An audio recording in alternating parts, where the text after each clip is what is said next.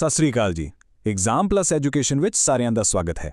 ਅੱਜ ਆਪਾਂ ਇੱਕ ਤੇਜ਼ ਤਰਾਰ ਸੈਸ਼ਨ ਕਰਾਂਗੇ ਜਿਸ ਵਿੱਚ ਹਾਲ ਹੀ ਦੀਆਂ ਸਭ ਤੋਂ ਜ਼ਰੂਰੀ ਘਟਨਾਵਾਂ ਤੇ ਨਜ਼ਰ ਮਾਰਾਂਗੇ। ਤੇ ਹਾਂ, ਇਹ ਸਭ ਹੋਵੇਗਾ ਸਵਾਲ ਜਵਾਬ ਦੇ ਰੂਪ ਵਿੱਚ, ਯਾਨੀ ਕਿ MCQ ਸਟਾਈਲ ਵਿੱਚ। ਇਸ ਤਰ੍ਹਾਂ ਸਾਨੂੰ ਸਿਰਫ ਤੱਥ ਹੀ ਨਹੀਂ ਪਤਾ ਲੱਗਣਗੇ, ਬਲਕਿ ਇਹ ਵੀ ਸਮਝ ਆਵੇਗਾ ਕਿ ਇਹਨਾਂ ਦਾ ਅਸਲ ਮਤਲਬ ਕੀ ਹੈ। ਤਾਂ ਦਿਨ ਦੀ ਸ਼ੁਰੂਆਤ ਇਸ ਵਧੀਆ ਵਿਚਾਰ ਨਾਲ ਕਰਦੇ ਹਾਂ। ਅੱਜ ਜੋ ਵੀ ਆਪਾਂ ਸਿੱਖਾਂਗੇ ਨਾ, ਉਸ ਨੂੰ ਆਪਣੀ ਤਿਆਰੀ ਦੀ ਯੋਜਨਾ ਦਾ ਇੱਕ ਹਿੱਸਾ ਹੀ ਸਮਝੋ। ਦੇਖੋ, ਸਿਰਫ ਤੱਥ ਯਾਦ ਕਰ ਲੈਣਾ ਤਾਂ ਇੱਕ ਸੁਪਨੇ ਵਰਗਾ ਹੈ, ਪਰ ਜਦੋਂ ਇਹ ਸਮਝ ਆ ਜਾਵੇ ਕਿ ਇਹ ਸਾਰੇ ਤੱਥ ਮਿਲ ਕੇ ਇੱਕ ਵੱਡੀ ਤਸਵੀਰ ਕਿਵੇਂ ਬਣਾਉਂਦੇ ਨੇ, ਉਹੀ ਅਸਲ ਯੋਜਨਾ ਹੁੰਦੀ ਹੈ। ਚਲੋ ਫਿਰ ਸ਼ੁਰੂ ਕਰੀਏ। ਸਾਡਾ ਪਹਿਲਾ ਰਾਊਂਡ ਹੈ ਕਰੰਟ ਅਫੇਅਰਸ ਦਾ। ਦੇਖਦੇ ਹਾਂ ਦੁਨੀਆ ਭਰ 'ਚ ਤੇ ਆਪਣੇ ਦੇਸ਼ 'ਚ ਕੀ ਕੁਝ ਚੱਲ ਰਿਹਾ ਹੈ ਤੇ ਉਹਦਾ ਮਤਲਬ ਕੀ ਹੈ। ਪਹਿਲਾ ਸਵਾਲ ਤੇ ਇਹ ਹੈ ਆਰਟੀਫੀਸ਼ੀਅਲ ਇੰਟੈਲੀਜੈਂਸ ਯਾਨੀ AI ਨਾਲ ਜੁੜਿਆ। ਸਵਾਲ ਹੈ 2027 ਵਿੱਚ AI ਇੰਪੈਕਟ ਸਮਿਟ ਦੀ ਮੇਜ਼ਬਾਨੀ ਕਿਹੜਾ ਦੇਸ਼ ਕਰੇਗਾ? ਸੋਚੋ, ਸਹੀ ਜਵਾਬ ਹੈ ਸਵਿਟਜ਼ਰਲੈਂਡ।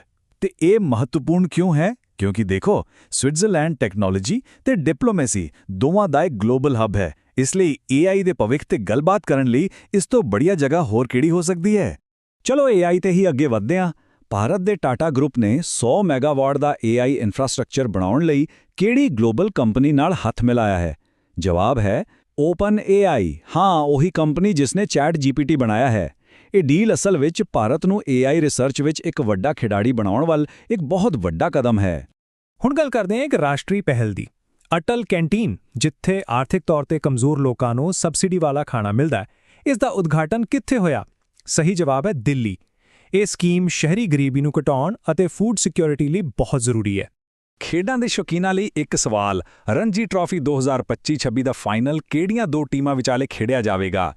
ਤਾਂ ਜੀ ਫਾਈਨਲ ਹੋਵੇਗਾ ਕਰਨਾਟਕ ਤੇ ਜੰਮੂ ਕਸ਼ਮੀਰ ਦੇ ਵਿਚਕਾਰ। ਖਾਸ ਗੱਲ ਇਹ ਹੈ ਕਿ ਜੰਮੂ ਕਸ਼ਮੀਰ ਦਾ ਫਾਈਨਲ 'ਚ ਪਹੁੰਚਣਾ ਆਪਣੇ ਆਪ 'ਚ ਇੱਕ ਬਹੁਤ ਵੱਡੀ ਗੱਲ ਹੈ, ਜੋ ਦਿਖਾਉਂਦਾ ਹੈ ਕਿ ਉਸ ਖੇਤਰ ਵਿੱਚ ਕਿੰਨਾ ਟੈਲੈਂਟ ਵਧ ਰਿਹਾ ਹੈ।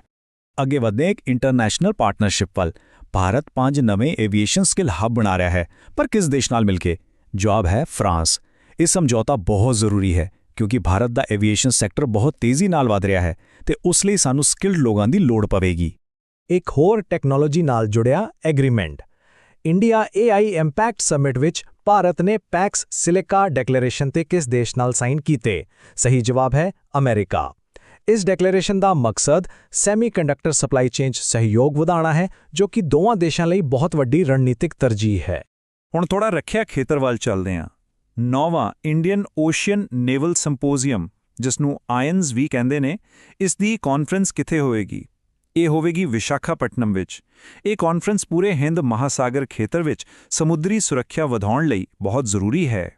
ਅਗਲਾ ਸਵਾਲ ਹੈ ਮੇਰੀ ਪਰੰਪਰਾ ਮੇਰੀ ਵਿਰਾਸਤ ਪਹਿਲ ਬਾਰੇ। ਇਹ ਕਿਸ ਮੰਤਰਾਲੇ ਦੇ ਅਧੀਨ ਆਉਂਦੀ ਹੈ? ਤਾਂ ਇਸ ਨੂੰ ਚਲਾਉਂਦਾ ਹੈ ਪੰਚਾਇਤੀ ਰਾਜ ਮੰਤਰਾਲੇ। ਇਸ ਤੋਂ ਪਤਾ ਲੱਗਦਾ ਹੈ ਕਿ ਆਪਣੇ ਸੱਭਿਆਚਾਰ ਨੂੰ ਬਚਾਉਣ ਦਾ ਕੰਮ ਹੁਣ ਜ਼ਮੀਨੀ ਪੱਧਰ ਤੋਂ ਯਾਨੀ ਪਿੰਡਾਂ ਤੋਂ ਹੀ ਸ਼ੁਰੂ ਕੀਤਾ ਜਾ ਰਿਹਾ ਹੈ। ਭਾਰਤ ਦੀ ਡਿਜੀਟਲ ਪਹੁੰਚ ਹੁਣ ਦੁਨੀਆ ਭਰ 'ਚ ਫੈਲ ਰਹੀ ਹੈ। ਆਪਣਾ ਜੋ ਡਿਜੀਲੌਕਰ ਹੈ ਨਾ, ਜਿਸ 'ਚ ਆਪ ਆਪਣੇ ਡਾਕੂਮੈਂਟਸ ਡਿਜੀਟਲ ਰੱਖਦੇ ਹਾਂ, ਉਸ ਤੇ ਪਾਇਲਟ ਪ੍ਰੋਜੈਕਟ ਲਈ ਕਿਸ ਅਫਰੀਕੀ ਦੇਸ਼ ਨਾਲ ਸਮਝੌਤਾ ਹੋਇਆ ਹੈ? ਜਵਾਬ ਹੈ ਕੇਨੀਆ। ਇਹ ਇੱਕ ਬਹੁਤ ਵਧੀਆ ਉਦਾਹਰਣ ਹੈ ਕਿ ਕਿਵੇਂ ਭਾਰਤ ਆਪਣੀ ਸਫਲ ਡਿਜੀਟਲ ਤਕਨੀਕ ਨੂੰ ਦੂਜੇ ਦੇਸ਼ਾਂ ਨਾਲ ਸਾਂਝਾ ਕਰ ਰਿਹਾ ਹੈ। ਹੁਣ ਇੱਕ ਦੁਖਦਾਈ ਖਬਰ, ਡਾਕਟਰ ਰਿੱਕੀ AJ ਸਿੰਗਕੋਨ, ਜਿਨ੍ਹਾਂ ਦਾ ਹਾਲ ਹੀ ਵਿੱਚ ਦੇਹਾਂਤ ਹੋ ਗਿਆ, ਉਹ ਕਿਸ ਲੋਕ ਸਭਾ ਹਲਕੇ ਤੋਂ MP ਸਨ? ਉਹ ਸ਼ਿਲਾਂਗ ਮੇਘਾਲਿਆ ਤੋਂ ਸਨ। ਉਨ੍ਹਾਂ ਦਾ ਜਾਣਾ ਰਾਸ਼ਟਰੀ ਰਾਜਨੀਤੀ, ਖਾਸ ਕਰਕੇ ਨਾਰਥ ਈਸਟ ਖੇਤਰ ਲਈ ਇੱਕ ਵੱਡਾ ਘਾਟਾ ਹੈ। ਚਲੋ ਹੁਣ ਵਾਤਾਵਰਣ ਨਾਲ ਜੁੜਿਆ ਇੱਕ ਸਵਾਲ। ਨੰਦੌਰ ਵਾਈਲਡਲਾਈਫ ਸੈਂਚੁਰੀ ਹਾਲ ਹੀ ਵਿੱਚ ਕਾਫੀ ਖਬਰਾਂ 'ਚ ਸੀ। ਇਹ ਹੈ ਕਿੱਥੇ? ਇਹ ਹੈ ਜੀ ਉੱਤਰਾਖੰਡ ਵਿੱਚ। ਤੇ ਖਬਰਾਂ 'ਚ ਕਿਉਂ ਸੀ? ਕਿਉਂਕਿ ਇਸ ਨੂੰ ਟਾਈਗਰ ਰਿਜ਼ਰਵ ਬਣਾਉਣ ਦੀ ਗੱਲ ਚੱਲ ਰਹੀ ਹੈ, ਜੋ ਕਿ ਬਾਘਾਂ ਨੂੰ ਬਚਾਉਣ ਲਈ ਇੱਕ ਬਹੁਤ ਵੱਡਾ ਕਦਮ ਹੋਵੇਗਾ। ਅਗਲਾ ਸਵਾਲ ਇੱਕ ਇਨਫਰਾਸਟ੍ਰਕਚਰ ਪ੍ਰੋਜੈਕਟ ਬਾਰੇ ਹੈ, ਕੋਪਿਲੀ ਹਾਈਡਰੋ ਪ੍ਰੋਜੈਕਟ, ਜੋ ਹਾਲ ਹੀ ਵਿੱਚ ਖਬਰਾਂ ਵਿੱਚ ਰਿਹਾ। ਇਹ ਕਿਸ ਰਾਜ ਵਿੱਚ ਹੈ? ਤਾਂ ਜੀ ਇਹ ਅਸਾਮ ਵਿੱਚ ਹੈ ਤੇ ਇਹ ਨਾਰਥ ਈਸਟ ਭਾਰਤ ਦੀ ਬਿਜਲੀ ਦੀਆਂ ਲੋੜਾਂ ਪੂਰੀਆਂ ਕਰਨ 'ਚ ਇੱਕ ਬਹੁਤ ਅਹਿਮ ਰੋਲ ਅਦਾ ਕਰਦਾ ਹੈ। ਅੱਗੇ ਇੱਕ ਬਹੁਤ ਹੀ ਵੱਡੇ ਅਵਾਰਡ ਬਾਰੇ ਸਵਾਲ ਹੈ, ਅਰਥ ਸ਼ਾਟ ਪ੍ਰਾਈਜ਼ 2026, ਜਿਸ ਨੂੰ ਈਕੋ ਆਸਕਰ ਵੀ ਕਿਹਾ ਜਾਂਦਾ ਹੈ। ਇਸ ਦੀ ਮੇਜ਼ਬਾਨੀ ਕਿਹੜਾ ਭਾਰਤੀ ਸ਼ਹਿਰ ਕਰੇਗਾ? ਜਵਾਬ ਹੈ ਮੁੰਬਈ। ਇਹ ਭਾਰਤ ਲਈ ਇੱਕ ਵੱਡਾ ਮੌਕਾ ਹੈ ਦੁਨੀਆ ਨੂੰ ਦਿਖਾਉਣ ਦਾ ਕਿ ਉਹ ਵਾਤਾਵਰਣ ਨੂੰ ਬਚਾਉਣ ਲਈ ਕਿੰਨਾ ਗੰਭੀਰ ਹੈ। ਹੁਣ ਇੱਕ ਸਵਾਲ ਜਿਓਗ੍ਰਾਫੀ ਦਾ, ਸਟ੍ਰੇਟ ਆਫ ਜਿਬਰਾਲਟਰ ਯਾਨੀ ਜਿਬਰਾਲਟਰ ਦੀ ਜਲ ਡਮਰੂ ਮੱਧ, ਇਹ ਕਿਹੜੇ ਦੋ ਦੇਸ਼ਾਂ ਦੇ ਮੇਨਲੈਂਡ ਨੂੰ ਵੱਖ ਕਰਦੀ ਹੈ? ਤਾਂ ਇਹ ਸਪੇਨ ਯਾਨੀ ਯੂਰਪ ਅਤੇ ਮੋਰੋਕੋ ਯਾਨੀ ਅਫਰੀਕਾ ਨੂੰ ਵੱਖ ਕਰਦੀ ਹੈ। ਇਹ ਦੁਨੀਆ ਦੇ ਸਭ ਤੋਂ ਬਿਜ਼ੀ ਸ਼ਿਪਿੰਗ ਰੂਟਸ ਵਿੱਚੋਂ ਇੱਕ ਹੈ। ਅਤੇ ਇਹ ਹੈ ਸਾਡੇ ਪਹਿਲੇ ਰਾਊਂਡ ਦਾ ਆਖਰੀ ਸਵਾਲ। ਮਾਊਂਟ ਕਾਨਾਲੌਨ ਇੱਕ ਐਕਟਿਵ ਜਵਾਲਾਮੁਖੀ ਜੋ ਹਾਲ ਹੀ ਵਿੱਚ ਫਟਿਆ, ਇਹ ਕਿਸ ਦੇਸ਼ ਵਿੱਚ ਹੈ? ਇਹ ਹੈ ਫਿਲੀਪੀਨਜ਼ ਵਿੱਚ। ਫਿਲੀਪੀਨਜ਼ ਉਸੇ ਰਿੰਗ ਆਫ ਫਾਇਰ ਦਾ ਹਿੱਸਾ ਹੈ ਜਿੱਥੇ ਦੁਨੀਆ ਦੇ ਜ਼ਿਆਦਾਤਰ ਜਵਾਲਾਮੁਖੀ ਫਟਦੇ ਨੇ ਤੇ ਭੂਚਾਲ ਆਉਂਦੇ ਨੇ। ਚਲੋ ਹੁਣ ਵਾਰੀ ਹੈ ਦੂਜੇ ਰਾਊਂਡ ਦੀ। ਇਸ ਵਿੱਚ ਆਪਾਂ ਪਰਖਾਂਗੇ ਆਪਣਾ ਬੁਨਿਆਦੀ ਗਿਆਨ ਯਾਨੀ ਸਟੈਟਿਕ ਜੀਕੇ। ਇਹ ਉਹ ਸਵਾਲ ਨੇ ਜਿਨ੍ਹਾਂ ਦੇ ਜਵਾਬ ਕਦੀ ਬਦਲਦੇ ਨਹੀਂ ਤੇ ਸਾਡੀ ਸਮਝ ਦੀ ਨੀਂਹ ਨੂੰ ਮਜ਼ਬੂਤ ਕਰਦੇ ਨੇ।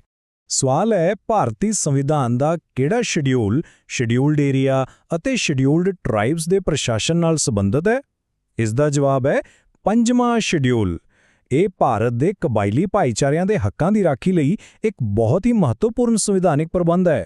ਭਾਰਤ ਦਾ ਸਭ ਤੋਂ ਵੱਡਾ ਸਾਹਿਤਕ ਪੁਰਸਕਾਰ ਯਾਨੀ ਲਿਟਰੇਰੀ ਐਵਾਰਡ ਕਿਹੜਾ ਹੈ?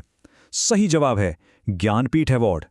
ਇਹ ਕਿਸੇ ਲੇਖਕ ਨੂੰ ਭਾਰਤੀ ਸਾਹਿਤ ਵਿੱਚ ਉਸ ਦੇ ਪੂਰੇ ਜੀਵਨ ਦੇ ਯੋਗਦਾਨ ਲਈ ਦਿੱਤਾ ਜਾਂਦਾ ਹੈ। ਅਗਲਾ ਸਵਾਲ ਵਰਲਡ ਕਰੰਸੀ ਤੇ ਥਾਈਲੈਂਡ ਦੇ ਕਰੰਸੀ ਦਾ ਕੀ ਨਾਮ ਹੈ? ਇਸ ਨੂੰ ਕਹਿੰਦੇ ਨੇ ਥਾਈ ਬਾਤ। ਇੱਕ ਮਹੱਤਵਪੂਰਨ ਦਿਨ ਬਾਰੇ ਗੱਲ ਕਰਦੇ ਹਾਂ। ਵਰਲਡ ਸੋਸ਼ਲ ਜਸਟਿਸ ਡੇ ਯਾਨੀ ਵਿਸ਼ਵ ਸਮਾਜਿਕ ਨਿਆਂ ਦਿਵਸ ਕਦੋਂ ਮਨਾਇਆ ਜਾਂਦਾ ਹੈ? ਇਹ ਹਰ ਸਾਲ 20 ਫਰਵਰੀ ਨੂੰ ਮਨਾਇਆ ਜਾਂਦਾ ਹੈ ਤਾਂ ਕਿ ਗਰੀਬੀ ਤੇ ਅਸਮਾਨਤਾ ਵਰਗੇ ਮੁੱਦਿਆਂ ਤੇ ਦੁਨੀਆ ਦਾ ਧਿਆਨ ਖਿੱਚਿਆ ਜਾ ਸਕੇ। ਚਲੋ ਉਸੇ ਦੇਸ਼ ਤੇ ਵਾਪਸ ਚਲਦੇ ਹਾਂ ਜਿਸ ਦੀ ਗੱਲ ਆਪਾਂ ਪਹਿਲਾਂ ਕੀਤੀ ਸੀ। ਯਾਦ ਹੈ ਭਾਰਤ ਦਾ ਡਿਜੀਲੌਕਰ ਸਮਝੌਤਾ ਕੇਨੀਆ ਨਾਲ ਹੋਇਆ ਸੀ। ਤਾਂ ਸਵਾਲ ਇਹ ਹੈ ਕਿ ਕੇਨੀਆ ਦੀ ਰਾਜਧਾਨੀ ਕੀ ਹੈ? ਇਸ ਦਾ ਸਹੀ ਜਵਾਬ ਹੈ ਨੈਰੋਬੀ, ਜੋ ਪੂਰੇ ਈਸਟ ਅਫਰੀਕਾ ਦਾ ਇੱਕ ਵੱਡਾ ਆਰਥਿਕ ਅਤੇ ਰਾਜਨੀਤਿਕ ਸੈਂਟਰ ਹੈ। ਤਾਂ ਅੱਜ ਦੇ ਇਸ ਸੈਸ਼ਨ ਤੋਂ ਕੀ ਨਿਕਲ ਕੇ ਆਇਆ? ਦੇਖੋ, ਇੱਕ ਗੱਲ ਸਾਫ਼ ਹੈ ਕਿ ਭਾਰਤ AI, ਏਵੀਏਸ਼ਨ ਤੇ ਡਿਜੀਟਲ ਖੇਤਰਾਂ 'ਚ ਦੁਨੀਆ ਭਰ 'ਚ ਤੇਜ਼ੀ ਨਾਲ ਸਾਂਝੇਦਾਰੀਆਂ ਵਧਾ ਰਿਹਾ ਹੈ। ਦੂਜੇ ਪਾਸੇ ਦੇਸ਼ ਦੇ ਅੰਦਰ ਵਿਰਾਸਤ, ਇਨਫਰਾਸਟ੍ਰਕਚਰ ਤੇ ਜੰਗਲੀ ਜੀਵਾਂ ਨੂੰ ਬਚਾਉਣ ਤੇ ਪੂਰਾ ਜ਼ੋਰ ਹੈ। ਤੇ ਹਾਂ, ਕੁਝ ਜੀਓਪੋਲਿਟੀਕਲ ਥਾਵਾਂ ਜਿਵੇਂ ਸਟ੍ਰੀਟ ਆਫ ਜਿਬਰਾਲਟਰ ਤੇ ਹਿੰਦ ਮਹਾਸਾਗਰ ਹਮੇਸ਼ਾ ਵਾਂਗ ਮਹੱਤਵਪੂਰਨ ਬਣੇ ਹੋਏ ਨੇ। ਇਹ ਸਭ ਸਾਨੂੰ ਇੱਕ ਆਖਰੀ ਸਵਾਲ ਤੇ ਛੱਡ ਜਾਂਦਾ ਹੈ, ਇਹਨਾਂ ਸਾਰੀਆਂ ਤਬਦੀਲੀਆਂ ਵਿੱਚੋਂ ਕਿਹੜੀ ਇੱਕ ਤਬਦੀਲੀ ਦਾ 1 ਸਾਲ ਬਾਅਦ ਸਭ ਤੋਂ ਵੱਡਾ ਅਸਰ ਹੋਵੇਗਾ? ਇਸ ਤੇ ਸੋਚ ਵਿਚਾਰ ਜ਼ਰੂਰ ਕਰਿਓ।